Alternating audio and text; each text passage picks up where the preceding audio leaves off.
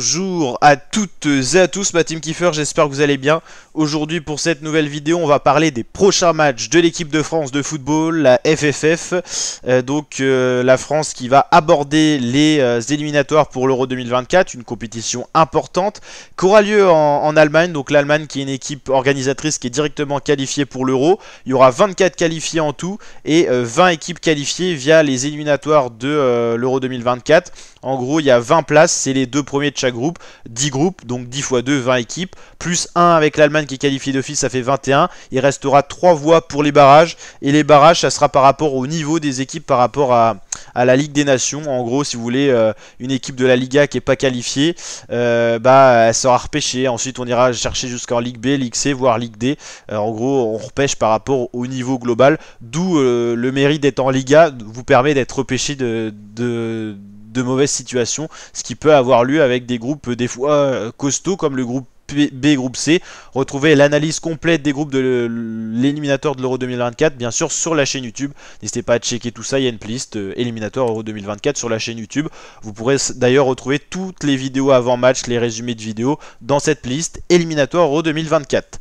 Les prochains matchs de l'équipe de France, le sujet de la vidéo, on va commencer le vendredi 24 mars 2023 avec un France-Pays-Bas. Choc parce que c'est l'équipe qui peut nous poser problème dans ce groupe. Elle nous a déjà posé problème cette équipe en Ligue des Nations. France-Pays-Bas, c'est deux grosses équipes qui se retrouvent dans ce groupe. Un groupe qui sera pas facile à jouer. Il faudra jouer l'Irlande, la Grèce qui ont une capacité à jouer les grosses équipes. Et Gibraltar, eux, qui auront du mal à s'exprimer. Il y aura de l'intérêt à suivre ce groupe B. Un groupe très relevé. On va jouer ensuite l'Irlande à l'extérieur pour nous, donc les Irlandais seront à domicile le 27-3, ça va enchaîner, hein. Pas beaucoup d'intervalle, 3 jours d'intervalle, cette trêve internationale qui se soldera par 2 matchs de l'équipe de France. Et ensuite la prochaine trêve internationale sera en juin, on va affronter Gibraltar à l'extérieur et on va affronter ensuite, alors je suis obligé de cliquer, je suis désolé, il n'y a pas les visuels qui s'affichent, on retrouvera, alors là c'est bizarre.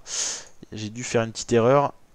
Ok, bah là on a tout affiché, c'est parfait. France-Pays-Bas, Irlande-France, Gibraltar-France et France-Grèce, voilà. On les accueillera au Stade de France le 19 juin. Donc voilà, on va dire que la première trêve internationale, elle va être beaucoup plus compliquée que la seconde. La seconde, Gibraltar, ça devrait le faire. Grèce, ça devrait le faire aussi. Mais la troisième trêve sera aussi à la rentrée importante. Avec, ah non, ça sera France-Irlande le 7 septembre. Et après, il y a une pause jusqu'au 13 octobre, ok. Et au final, il y a pas mal de matchs à jouer en très peu de temps, hein. En tout, les 8 matchs qu'on doit jouer pour les éliminatoires seront joués tous en 2023, donc tous cette année. Voilà, faut trouver de la place dans le calendrier football qui est très chargé pour les joueurs. Je pense pas qu'ils vous diront le contraire. Le nombre de matchs qui font les joueurs, ceux qui jouent en club plus en équipe nationale, c'est assez impressionnant. Donc par rapport aux Pays-Bas, la France elle a gagné 13 fois, elle a eu 4 nuls et 11 défaites. Par rapport à l'Irlande, on a gagné 7 fois, on a fait 5 matchs nuls et 4 défaites. Face à la Grèce, on a perdu qu'une seule fois pour avoir gagné 6 fois. Et Gibraltar, c'est une confrontation, une première historique, ça fait toujours plaisir. Normalement, sur le papier, on a une grosse différence de niveau, ils ne devraient pas nous poser problème. Mais attention, une équipe qu'on n'a jamais joué, il faut toujours se méfier. Voilà, après ils ont un vivier très faible de football, ils ont très peu d'habitants sur cette petite île. N'hésitez pas à liker la vidéo si elle vous a plu, vous abonner, activer la cloche pour d'autres vidéos de ce genre. Ciao l'équipe!